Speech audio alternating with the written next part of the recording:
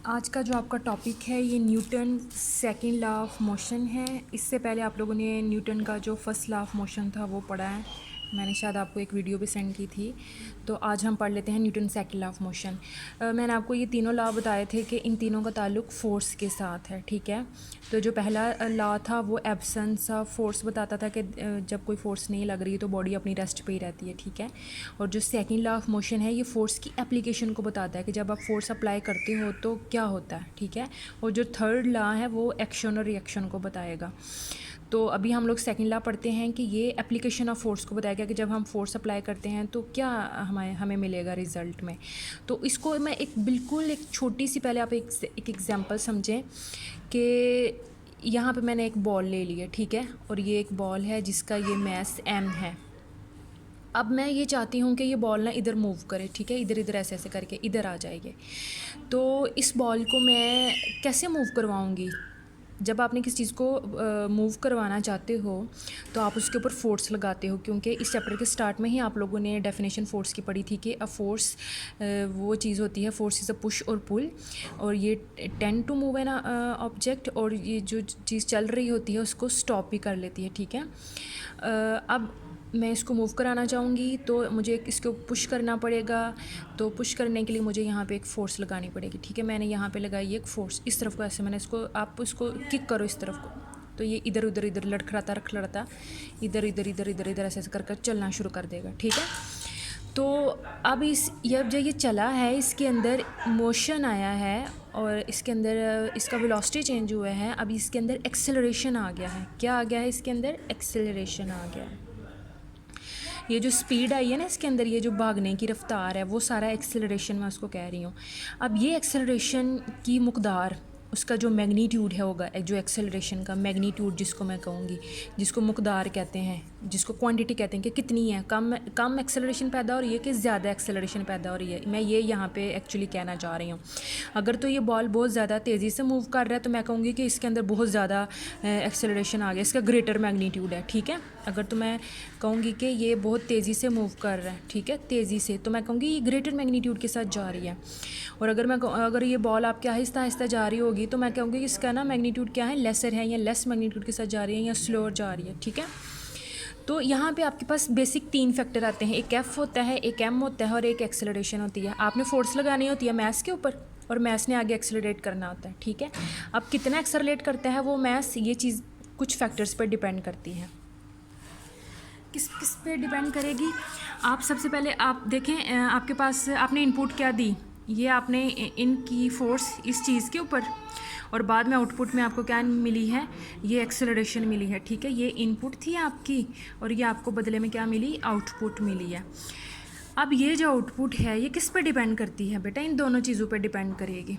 ये जो एक्सेलरेशन आया है, ये जो इसके अंदर स्पीड आई है कि ये आपका बॉल तेज़ी से इस तरफ मूव करना शुरू कर दिया है, तो ये किस चीज़ के ऊपर डिपेंडेंस है इसकी? ये जो एक्सेलरेशन है एक्चुअली ये डिपेंड करता है फोर्स के ऊपर डायरेक्ट। मतलब जितनी ज़्यादा तेज़ी से फोर्स आप लगाओगे ना उतना तेज़ी से ये एक्सेलरेट करेगा। तो ये जो एक्सेलरेशन का जो मैग्नीट्यूड है, एक्सेलरेशन की जो मकदार है, ये डायरेक्टली डिपेंड करती है फोर्स के ऊपर, ठीक है।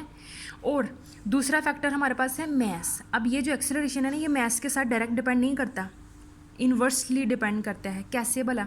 अगर तो आपका ये बॉल बहुत ही छोटा है तो आप फोर्स लगाते हो ना तो ये बहुत तेज़ी से आगे मूव करेगा, ठीक है। लेकिन अगर आपका ये बॉल बहुत ही हैवी है, यानी कि बहुत ही मैसिव बॉल मैंने लिया है, ठीक है, थोड़ा सा बड़ा लिया है मैंने बॉल, मैस ज़्यादा है, यहाँ पे ग्रेटर मैस है, तो जब इसके ऊपर फोर्स लगेगी ना, एफ लगेगा ना, तो ये बहुत ही आहिस्ता आहिस्ता मूव करेगा, ठीक है। ये स्लो मूव करेगा, इतना तेज़ी से इसके अंदर नहीं आएगा। तो ये क्या मूव करेगा? स्लो मूव करेगा। तो क्या पता चला कि इसके अंदर एक्सेलरेशन क्या पैदा हुआ? स्लो पैदा हुआ है।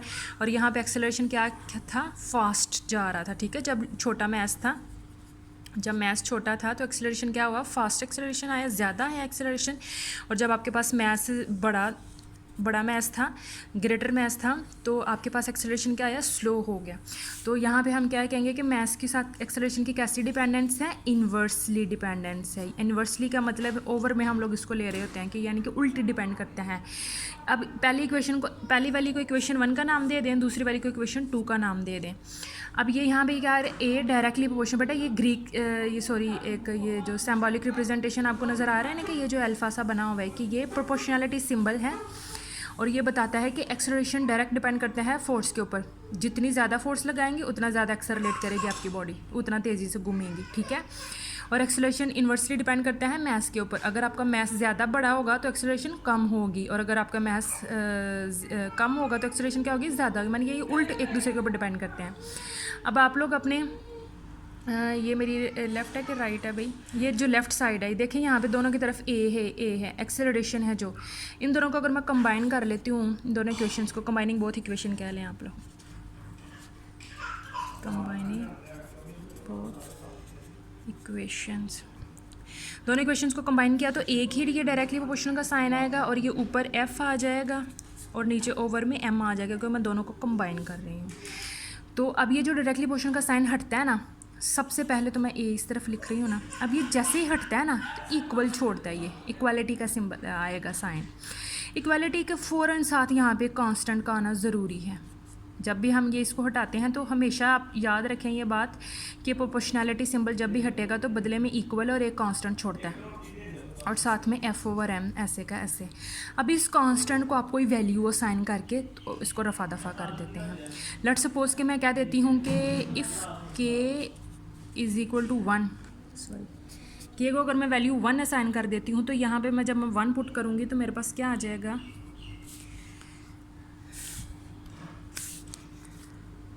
यहाँ पे आ जाएगा a इज़ इक्वल टू 1 को तो ऐसे ही छोड़ दें आप, तो f/m आ जाएगा। यानी कि आपके पास ये चीज़ इस तरह आती है, आपके पास आ जाता है a is equal to f/m। 1 है तो वो कोई फ़र्क नहीं डालता। अब इसको क्रॉस मल्टीप्लाई करेंगे ना आप, तो आपके पास आ जाएगा f is equal to ma। ये वो फोर्स आ गई है जो हम कह रहे थे कि इस सेकंड लॉ ऑफ मोशन में ना फोर्स निकल रही है, ठीक है। तो ये इसकी सारी डेरिवेशन है, ये सेकंड लॉ ऑफ मोशन है। अब इसकी जो आप लोगों ने सबसे पहले स्टेटमेंट बनानी है, अब स्टेटमेंट आपने ये बनानी है, आपने कहना है कि जब एक फोर्स F एक्ट करती है एक बॉडी के ऊपर जिसका मैस सेम है तो वो उसके अंदर एक्सेलरेशन आ जाता है, ठीक है। अब ये एक्सेलरेशन किस पे डिपेंड करता है कि वो फोर्स के साथ वो डायरेक्ट डिपेंड कर रहा होता है, और मैस के साथ वो क्या करता है, इन्वर्सली डिपेंड करता है। यही चीज़ इसकी स्टेटमेंट है। तो स्टेटमेंट इसकी क्या है कि when a net force act on a body, जब एक फोर्स एक्ट करती है बॉडी के ऊपर, it produce acceleration in it, तो वो उसमें क्या पैदा कर देती है, एक्सेलरेशन, ठीक है। और फिर जो एक्सेलरेशन की वैल्यू है, and the magnitude of acceleration is directly proportional to the force के ऊपर डायरेक्टली प्रोपोर्शनल है, and inversely proportional to its mass, और मैस के साथ इन्वर्सली प्रोपोर्शनल है। ये इसकी डेफिनेशन है। और ये डेफिनेशन के बाद स्टेटमेंट आपने बना ली। उसके बाद आप लोगों ने सपोज किया कि आपके पास एक बॉडी है m है और फोर्स उसके ऊपर लग रही है, तो बदले में उसने मूव करना शुरू कर दिया, तो ये इक्वेशन आ जाती है। और एट द एंड आपको ये इक्वेशन निकालनी है जिसमें आपको फोर्स नज़र आ रही है। अब फोर्स का जो यूनिट है वो न्यूटन है, ठीक है। तो वो न्यूटन की जो डेफिनेशन है वो मैं आपको बाद में अभी इसके समझा देती हूँ लेक्चर के।